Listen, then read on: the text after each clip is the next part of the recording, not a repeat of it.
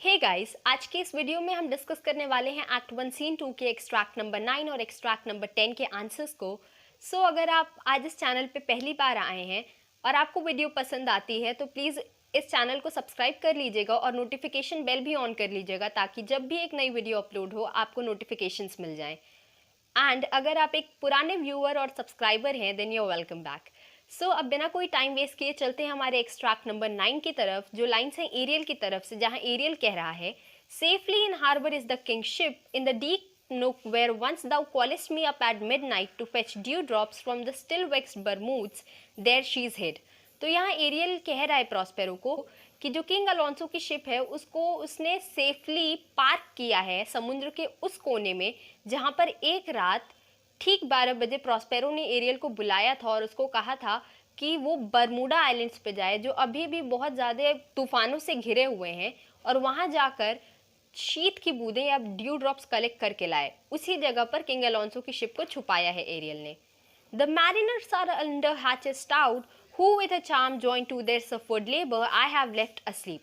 और जहाँ तक बात रही सेलर्स की, तो वो सभी ऑलरेडी बहुत थके हुए थे तूफान के दौरान बहुत ज़्यादा काम करके, और उसके साथ ही एरियल ने उनके ऊपर जादू भी कर दिया है जिसके चलते अभी वो सब के सब सो रहे हैं उस शिप के डेक के नीचे। And for the rest of the fleet which I dispersed, they all have met again and are upon the Mediterranean float। और जहाँ तक बाकी के पैसेंजर्स की बात रही जो छोटे छोटे ग्रुप्स में बट गए थे, वो सभी अब इकट्ठा हो गए हैं और सभी अभी मेडिटेरेनियन सी में हैं। Bound sadly home for Naples supposing that they saw the king ship wrecked। और वो सभी के सभी अभी बहुत दुखी हैं और दुखी मन से घर वापस जा रहे हैं नेपल्स, क्योंकि उनको लगता है कि जो उनके किंग हैं उनकी डेथ हो चुकी है और उनका जो जहाज था वो डूब चुका है। Prospero, Ariel, thy charge exactly is performed, but there's more work. What is the time of the day? तो यहाँ पर एरियल को प्रॉस्पेरो कह रहा है कि एरियल तुमने अपना काम बिल्कुल सही तरीके से किया है, लेकिन अभी बहुत से और भी काम करने हैं। अब मुझे बताओ कि क्या टाइम हो रहा है दिन का। चलते हैं हमारे क्वेश्चन नंबर 1 की तरफ, जो है where is the king ship. तो हमारा आंसर है the king ship is safely harboured and hidden in the deep inlet where Prospero summoned Ariel once at midnight to go and get dewdrops from the Bermuda Islands which are frequently hit by storms। यानी जो king की ship है वो safely harboured है यानी parked है उस छुपी हुई जगह पर जहाँ पर एक रात प्रॉस्पेरो ने एरियल को बुलाया था और उसको अभी भी तूफानों से घिरे हुए बरमूडा आइलैंड पे भेजा था ताकि वो वहाँ से जाकर ड्यू कलेक्ट करके लाए, और ये टास्क एकदम रात के 12 बजे दिया था एरियल को प्रॉस्पेरो ने। चलते हैं हमारे क्वेश्चन नंबर 2 की तरफ। Where is Bermoothes, why is it still vexed and why did Ariel go there earlier. Answer है बरमूथ्स यानी कि Bermudas are a group of island at the sea. ये सभी एक ग्रुप है आइलैंड्स के। The word vexed means problematic and Bermoothes are still vexed because they are frequently hit by storms. और वेक्स्ड जो शब्द है उसका मतलब होता है प्रॉब्लमेटिक या परेशानी में घिरा हुआ, और बरमूडा आइलैंड जो है वो अभी भी परेशानी में घिरा हुआ इसलिए है क्योंकि वहाँ बहुत सारे तूफान आते रहते हैं।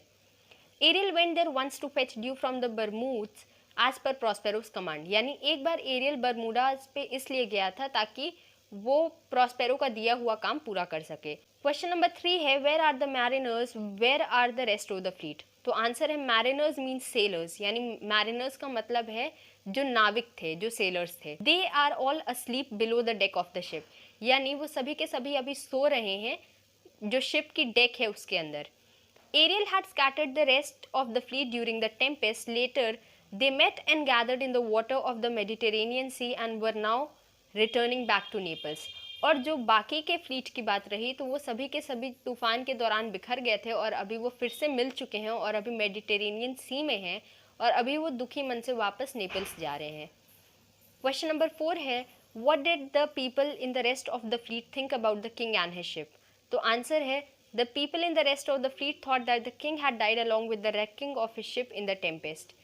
यानी जो बाकी के लोग थे, जो पैसेंजर्स थे, उनको लगता है कि जो किंग अलोंसो हैं उनकी डेथ हो चुकी है उनके शिप के डूबने के साथ। फिर क्वेश्चन 5 है what work will be assigned to do to Ariel in the near future। Answer है Ariel, spirit of air is Prospero's slave। Further in the near future, Prospero will assign Ariel to take the form of water nymph and he should not be visible to anybody else's eyes except for Prospero and himself. He will be bringing Ferdinand to the place on the island where Prospero and Miranda live. तो यहाँ पे ये answer में बताया जा रहा है कि जो एरियल है वो एक एयर की स्पिरिट है, एयर की आत्मा है, और अभी जो हाल ही में फ्यूचर में प्रॉस्पेरो उसको ये टास्क देगा कि वो एक वाटर निम्फ बने, यानी कि समुद्र में रहने वाली एक आत्मा बने, और वो सिर्फ अपने आप को दिखाई देनी चाहिए और प्रॉस्पेरो को दिखाई देनी चाहिए, उसके अलावा उसे कोई और नहीं देखे, उसको ऐसा करना है। और वो फर्डिनेंड को आइलैंड के उस स्थान पर लाएगा जहाँ पर प्रॉस्पेरो और मिरांडा रहते हैं। फिर क्वेश्चन नंबर 6 है, give the meaning of the following words. पहला वर्ड है स्टिल वेक्स्ड, यानी एवर एगिटेटेड बाय स्टॉर्म्स, यानी बहुत ज़्यादा स्टॉर्म से हिट होने वाला, तूफान जहाँ पर बहुत आता हो। और डिस्पर्स, डिस्पर्स का मतलब hide.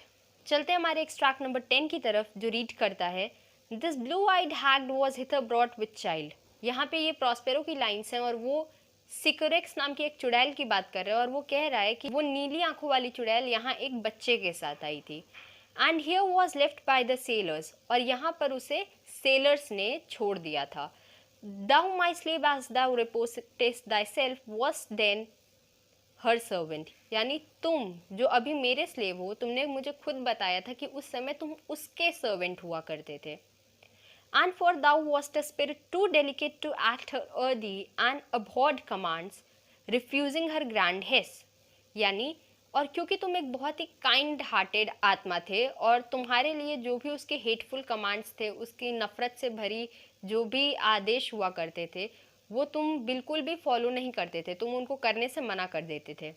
She did confine thee by help of her more potent ministers and in her most unmitigable rage into a cloven pine, और इसी चलते उसने अपने बिल्कुल बिना काबू के गुस्से में अपने बाकी के और ताकतवर स्पिरिट्स के साथ मिलकर तुमको एक पाइन ट्री में कैदी बना दिया। Within which rift imprisoned thou didst painfully remain a dozen years, और तुमको उसने एक पाइन ट्री को स्प्लिट करके उसके एक छोटे से होल में डाल दिया और वहाँ पर तुमको 12 साल कैद रहना पड़ा।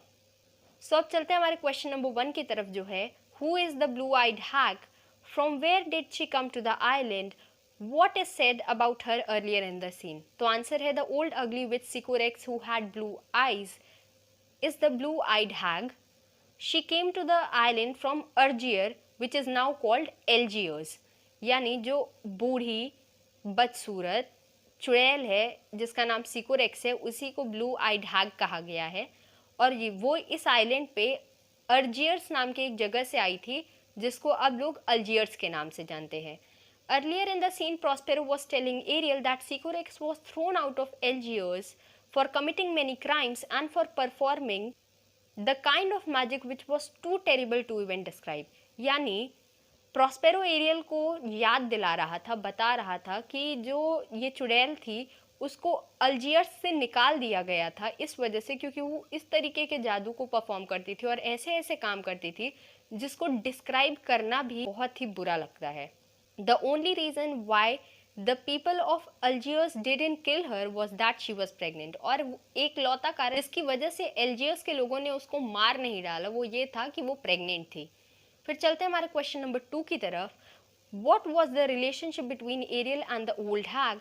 Why was she annoyed with Ariel? तो आंसर है the relationship between Ariel and the old hag, that is the witch Sycorax, was that of a master and a servant.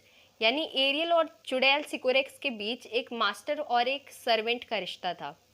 She was annoyed with Ariel because he refused to follow her orders which were too unrefined and hateful as he was too delicate and sensitive to carry them out. और वो aerial से इसलिए चिढ़ी हुई थी क्योंकि aerial उसके उन कामों को करने से मना कर देता था जो कि बहुत ही नफरत से भरे हुए थे और जो बहुत ही बुरे थे, क्योंकि वो एक बहुत ही काइंड हार्टेड आत्मा था, वो लोगों का सिर्फ भला करना चाहता था। फिर क्वेश्चन नंबर 3 है how did the old hag punish Ariel, how long was Ariel held by her spell. तो हमारा आंसर है Sycorax with the help of her most powerful spirits locked Ariel into a hole in the middle of a pine tree that had been split into 2। यानी सिकोरेक्स जो ये चुड़ैल थी उसने अपनी और बाकी पावरफुल स्पिरिट्स की मदद से एरियल को एक पाइन ट्री के एक होल में डाल दिया था, उसको बीचों बीच स्प्लिट करके। This was how the old hag that is the witch Sycorax punished Ariel. इसी तरीके से उस चुड़ैल ने एरियल को पनिशमेंट दी थी। Ariel was held by her spell for the next 12 years, और जो आने वाले 12 साल थे उतने समय तक एरियल उस जगह में कैद था। फिर चलते हैं हमारे क्वेश्चन नंबर 4 की तरफ। In what condition did Prospero find Ariel, how did he threatened Ariel if the latter murmured against the former. तो हमारा आंसर है Prospero found Ariel in a very pitiful and painful condition, यानी Prospero को Ariel एक बहुत ही बुरी हालत में मिला था। Ariel was present into a hole in the middle of a pine tree that had been split into two, क्योंकि जो एरियल था वो एक छोटे से होल में कैद था एक पाइन ट्री के, जिसको बीच से फाड़ दिया गया था और उसको कैद करके उसको वापस सही कर दिया गया था। The former threatened the latter by telling him that if he continue to murmur he will tear open one of the knotty roots of the oak tree and lock him inside it for the next 12 years।